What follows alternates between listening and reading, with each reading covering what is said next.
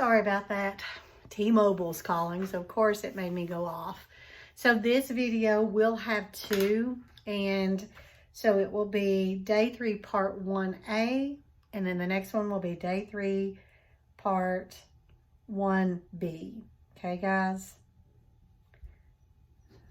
Sorry about that. Now, this is going to be part A.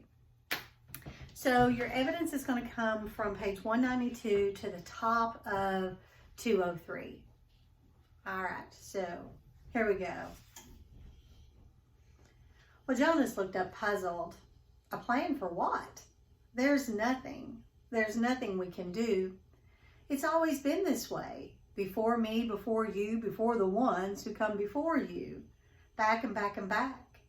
His voice trailed the familiar phrase. Well, Jonas, the giver said after a moment, it's true that it has been this way for what seems forever, but the memories tell us that it has not always been. People felt things once. You and I have been part of that, so we know. We know that they once felt things like pride and sorrow and love, Jonas added, remembering the family scene that had so affected him, and pain, he thought again of the soldier. The worst part of holding the memories is not the pain, it's the loneliness of it. Memories need to be shared. I've started to share them with you, Jonas said, trying to cheer him. That's true, and having you here with me over the past year has made me realize that things must change. For years I felt that they should, but it seemed so hopeless. Now, for the first time, I think there might be a way, the giver said slowly. And you brought it to my attention, barely. He glanced at the clock. We have 2 hours ago. And Jonas watched him and listened. Why, it was late at night now, and they had talked, and Jonas sat wrapped in a robe belonging to the giver, the long robe that only elders wore. It was possible what they had planned, barely possible, and if it failed, he would very likely be killed. But what did that matter? If he stayed, his life was no longer worth living. Yes, he told the giver, I'll do it. I think I can do it. I'll try anyway, but I want you to come with me. And the giver shook his head. Jonas, he said, the community has depended all these generations, back and back and back, on a resident receiver to hold their memories for them. I've turned over many of them to you in the past year, and I can't take them back. There's no way for me to get them back if I have given them. So if you escape, once you are gone, and Jonas, you know that you can never return. And Jonas nodded solemnly. It was the terrifying part. Yes, he said, I know. But if you come with me. And the giver shook his head and made a gesture to silence him.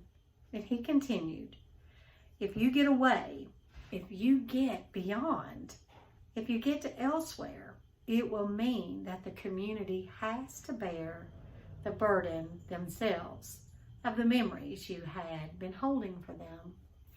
I think they can, and that they will acquire some wisdom. But it will be desperately hard for them. When we lost Rosemary 10 years ago and her memories returned to the people, they panicked. And those were such few memories compared to yours.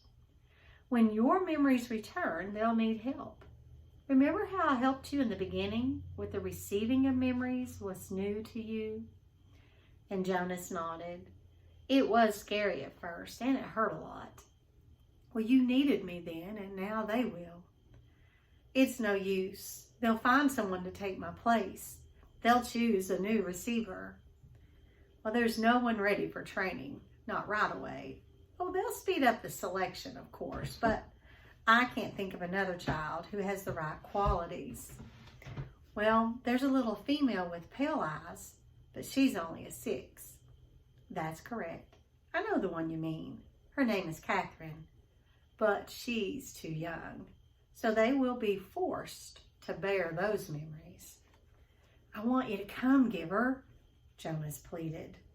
No, I have to stay here, the giver said firmly. I want to, Jonas. But if I go with you and together we take away all their protection from the memories, Jonas, the community will be left with no one to help them. They'll be thrown into chaos. They'll destroy themselves. I can't go. Giver, Jonas suggested, you and I don't need to care about the rest of them. And the giver looked at him with a questioning smile.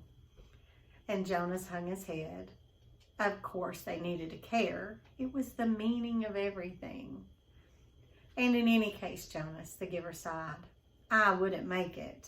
I'm very weakened now. Do you know that I no longer see colors? Well, Jonas's heart broke, and he reached for the giver's hand.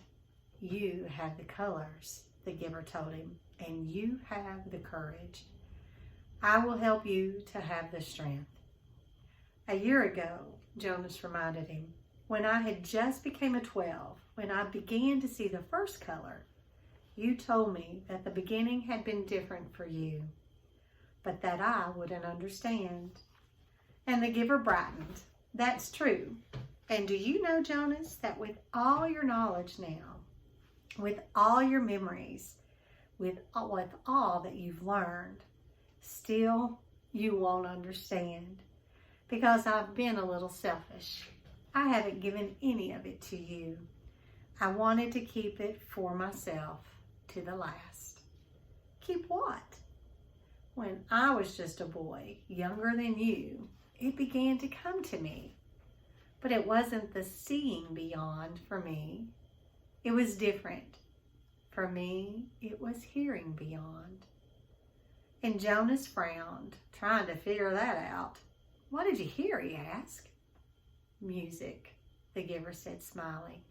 I began to hear something truly remarkable, and it is called music.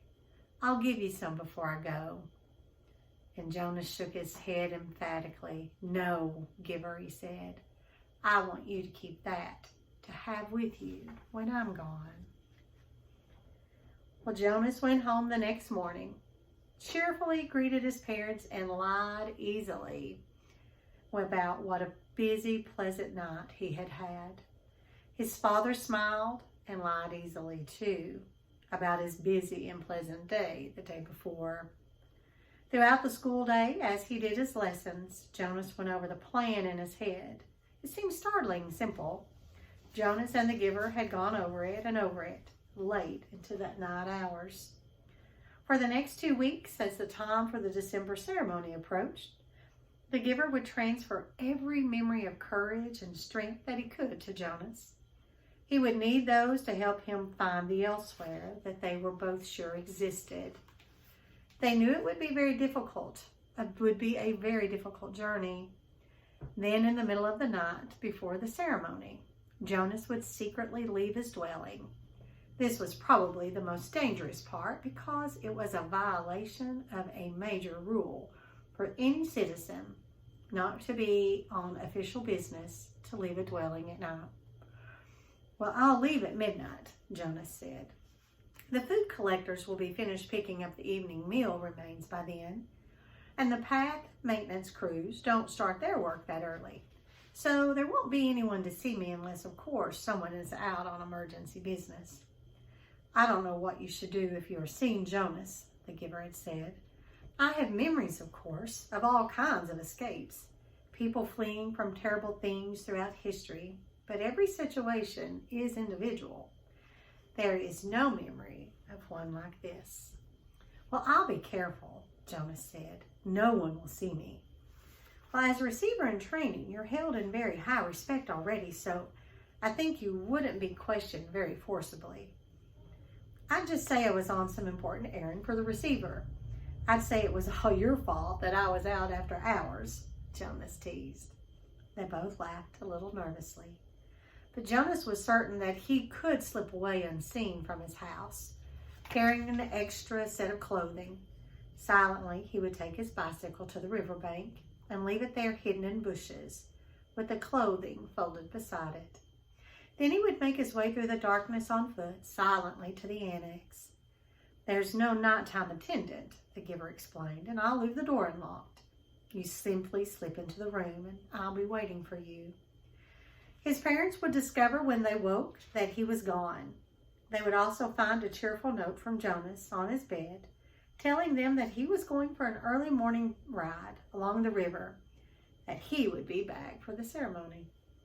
His parents would be irritated, but not alarmed. They would think him inconsiderate, and they would plan to chastise him later. They would wait with mounting anger for him, and finally they would be forced to go, taking Lily to the ceremony without him. They won't say anything to anyone, though, Jonas said, quite certain. They won't call attention to my rudeness because it would reflect on their parenting. And anyway, everyone is so involved in the ceremony that they probably won't notice that I'm not there. Now that I'm a 12 and in training, I don't have to sit with my age group anymore, so Asher will think I'm with my parents or with you. And your parents will assume you're with Asher or with me. And Jonas shrugged. It will take everyone a while to realize that I'm not there at all. And you and I will be long on our way by then. Well, in the early morning, the giver would order a vehicle and driver from the speaker. He visited the other communities frequently, meeting with their elders. His responsibilities extended over all the surrounding areas. So this would not be an unusual undertaking. Ordinarily, the giver did not attend the December ceremony. Last year, he had been present because of the occasion of Jonas's selection, in which he was so involved. But his life was usually quite separate from that of the community. No one would comment on his absence or on the fact that he had chosen this day to be away. When the driver and vehicle arrived, the giver would send the driver on some brief errand. And during his absence, the giver would help Jonas hide in the storage area of the vehicle. He would have with him a bundle of food, which the giver would save from his own meals during the next 2 weeks. The community or the ceremony would begin with all the community there, and by then Jonas and the giver would be on their way. By midday, Jonas's absence would become apparent and would be a cause for some serious concern. The ceremony would not be disrupted. Such a disruption would be unthinkable. But searchers would be sent out into the community. By the time his bicycle and clothing were found, the giver would be returning. Jonas would, by then, be on his way, making his journey elsewhere.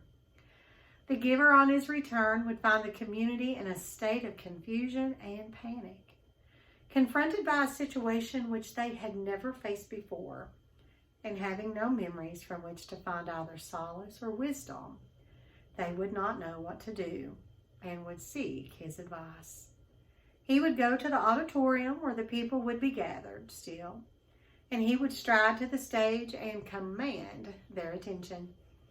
He would make the solemn announcement that Jonas had been lost in the river, and he would immediately begin the ceremony of loss. Jonas, Jonas, they would say loudly, as they had once said the name of Caleb.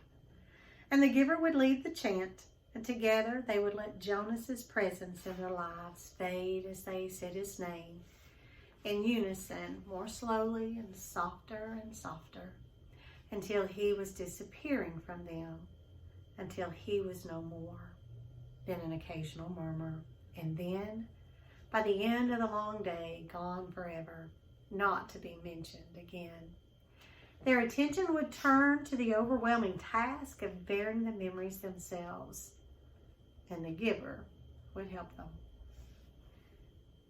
Yes, I understand that they'll need you, Jonas had said at the end of the lengthy discussion and planning, but I'll need you too. Please come with me. And he knew the answer, even as he made the final plea. My work will be finished, the giver had replied gently, when I have helped the community to change and become whole. I'm grateful to you, Jonas, because without you, I would never have figured out a way to bring about the change. But your role now is to escape, and my role is to stay. But don't you want to be with me, giver? Jonas asked sadly. And the giver hugged him. I love you, Jonas, he said. But I have another place to go. When my work here is finished, I want to be with my daughter. Well, Jonas had been staring gloomily at the floor, and now he looked up startled. Well, I didn't know you had a daughter. You told me that you'd had a spouse, but I never knew about your daughter. And the giver smiled and nodded, and for the first time in their long months together, Jonas saw him look truly happy. Her name was Rosemary, the giver said. That's right. Rosemary is the other receiver in training that she applied for release. So the giver was her actual father. So that's another reason he wants to stay. So that is the end of our reading today. It was a long one by the time we had the disruption of the phone call in the middle of it and to right now. So there'll be no questions that go along with this. And I'll tell you what you got to do in the next video. Bye, guys.